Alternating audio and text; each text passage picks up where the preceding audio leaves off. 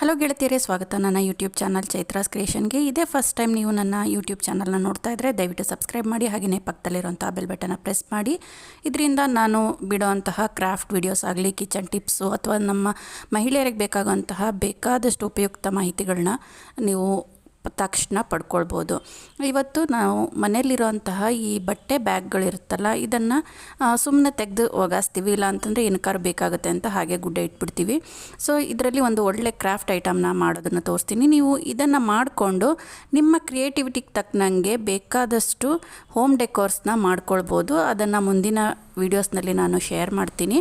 ಈಗ ನಾವು ಬೇಸಿಕ್ಕಾಗಿ ರೆಡಿ ಮಾಡ್ಕೊಳ್ಬೇಕಾಗಿರೋಂಥ ಒಂದು ಫ್ಲವರ್ನ ನಾನು ಇಲ್ಲಿ ಮಾಡೋದು ತೋರಿಸ್ತಾ ಇದ್ದೀನಿ. ತುಂಬಾ ಈಸಿ. ನಿಮಗೇನು ಕ್ರಾಫ್ಟ್ ಬಗ್ಗೆ ಐಡಿಯಾ ಇಲ್ಲ ಅಂದರೂ ಕೂಡ ನೀವು ಇದನ್ನು ಮಾಡ್ಕೊಳ್ಬೋದು. ಒಂದು ಕ್ಲಾತ್ ಬ್ಯಾಗ್ನ ತೊಗೊಂಡು ನೀವು ಅದನ್ನು ಕ್ಲೀನಾಗಿ ಈ ರೀತಿಯಾಗಿ ಫೋಲ್ಡ್ ಮಾಡ್ಕೊಂಡು, ನಾನು ವಿಡಿಯೋದಲ್ಲಿ ತೋರಿಸ್ದ ಹಾಗೆ ಫೋಲ್ಡ್ ಮಾಡಿಕೊಂಡು, ಯಾವುದಾದ್ರೂ ನಿಮಗೆ ನಾನಿಲ್ಲಿ ಒಂದು ಮಿನಿಮಮ್ ಸಣ್ಣ ಸೈಜ್ ಟೇಪಿಂದ ಸೈಜ್ ತೊಗೊಂಡಿದ್ದೀನಿ. ನೀವು ಎಷ್ಟು ಸಣ್ಣದಾದರೂ ಅಥವಾ ಎಷ್ಟು ದೊಡ್ಡದಾದ್ರೂ ನೀವು ಸೈಜ್ನ ನೋಡಿಕೊಂಡು ಕಟ್ ಮಾಡ್ಕೊಳ್ಬೋದು.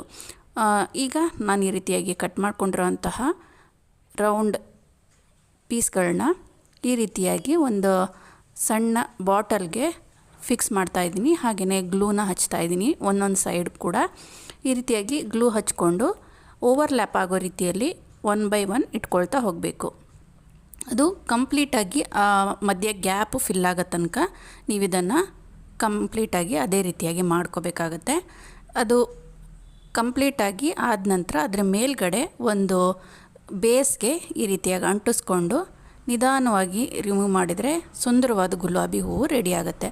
ಇದೇ ರೀತಿಯಾಗಿ ನಾನು ಬಣ್ಣದಲ್ಲಿರೋಂತಹ ಗುಲಾಬಿಗಳನ್ನ ರೆಡಿ ಮಾಡಿ ಇಟ್ಕೊಂಡಿದ್ದೀನಿ. ನೀವು ಈ ರೀತಿಯಾಗಿ ಮಾಡಿಟ್ಕೊಂಡ್ರೆ ಇದನ್ನು ರಂಗೋಲಿಗಾಗಲಿ ಅಥವಾ ಬೇರೆ ಯಾವುದೇ ರೀತಿಯಾದಂಥ ವಾಲ್ ಡೆಕೋರ್ಗೆ ಯೂಸ್ ಮಾಡ್ಕೊಳ್ಬೋದು. ಅದನ್ನ ಮುಂದಿನ ವೀಡಿಯೋದಲ್ಲಿ ತೋರಿಸ್ತೀನಿ. Thanks for watching.